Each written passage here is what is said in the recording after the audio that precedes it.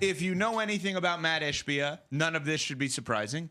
When he bought into the Suns, I was told by multiple people, this is what to expect, chaos from the moment he arrived. The day he purchased the team, he acquired Kevin Durant, which on the surface, that seemed like an amazing move. Kevin Durant is an awesome player.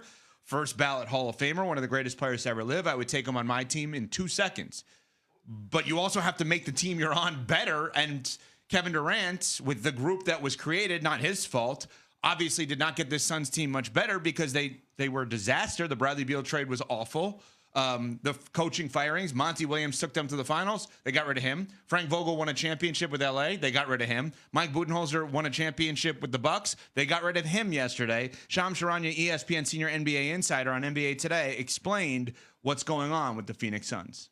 Now moving forward, they have major decisions to make. This is just the start of what's going to be multiple major changes in Phoenix from a roster perspective. That is going to start with Kevin Durant. I'm told the Suns and Durant, as well as his business partner, Rich Kleiman, will be working together on his next trade home. But a lot of that will determine by the playoffs which team feels like they're a Kevin Durant away from winning a championship. We'll know within the next couple months. Okay, so they go 36-46 this year.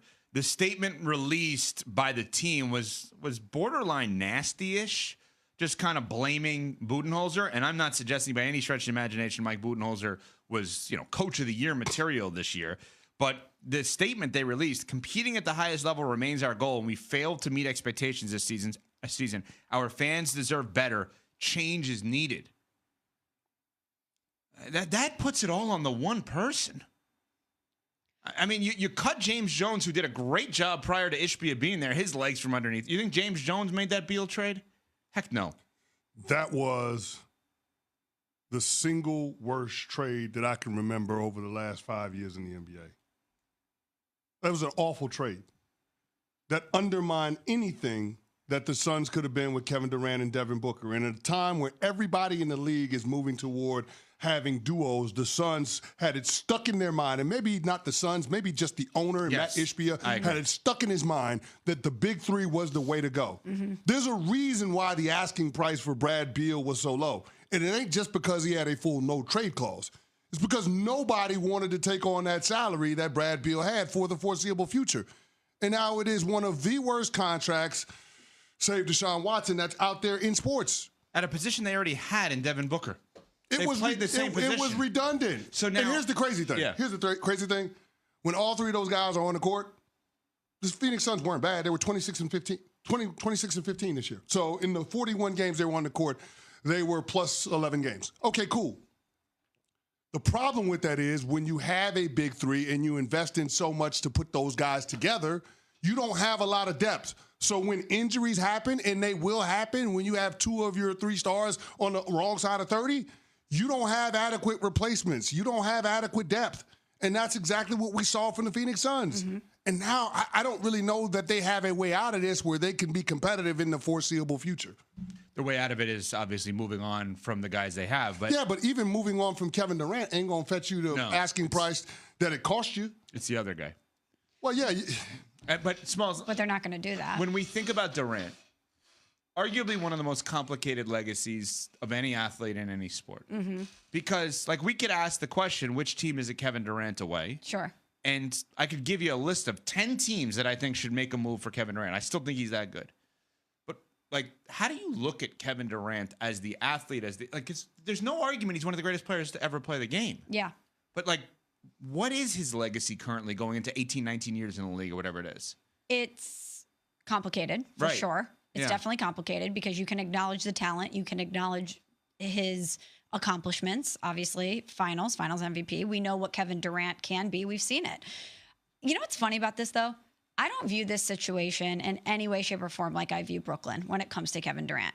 I'm almost blaming Matt Ishbia more for the situation in Phoenix than I am Kevin Durant, which I don't think is a hot take or anything. But I don't know if what is happening in Phoenix is going to, quote unquote, taint his legacy or shape the way that we view Kevin Durant as much as we're just going to look at Matt Ishbia being temperamental, over-involved. It's giving me David Tepper vibes before he let Dave Canales actually be the coach and actually Carolina Panthers took a step back. Because think about it. That's exactly what was happening in Carolina. Head coach turnover after head coach turnover, an owner who asserted himself in football decisions, and it did not work out. This is kind of copy-paste in a lot of ways what we're seeing in Phoenix. An owner who is going to blame the coaches even though they've had success outside of Phoenix. Fire them. An owner who's going to get involved in the basketball decisions.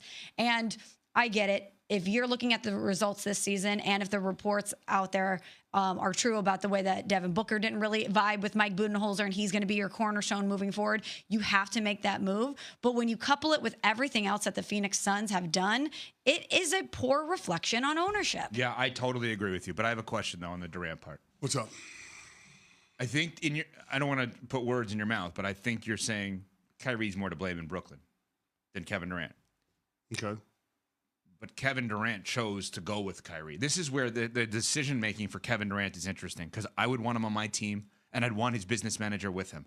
A lot of guys have people around him. You're like, oh, I don't want to deal with that guy. Rich Kleiman is a guy you want to deal with. Like, he's been awesome, I think. And Kevin Durant, the Kevin Durant universe is it seems like a great universe to be in, right?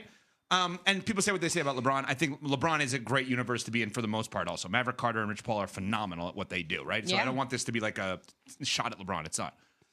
That all said, he goes to Phoenix, they do nothing. He goes to Brooklyn, they do nothing. He goes to Golden State, they do everything. He doesn't want to be there long term. He goes to Oklahoma City out of the draft, and he was almost there. Like, you always talk about a home. If he doesn't want Golden State to be his home, he's got to now find a home this late in his career. Well, we'll see what ends up happening and what place he ends up choosing this offseason. Now, he made the argument that he wasn't interested in picking up and uprooting his life in the middle of the year, which is why he didn't want to be moved at the deadline, which kind of nixed the whole Golden State bit. And so Golden State pivoted to Jimmy Butler. That's now off the table. So it'd be interesting to see where he picks now.